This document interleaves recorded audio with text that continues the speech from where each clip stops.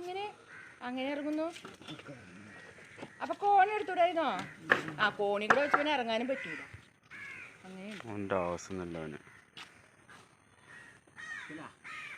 അതിൽ വല്ല സാധനം ഉണ്ടോ നോക്കേ.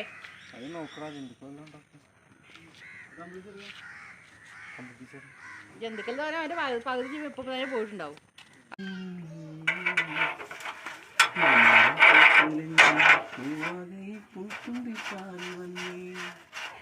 ഇന്നെന്നെ നെഞ്ചകത്തിൽ പൂവായി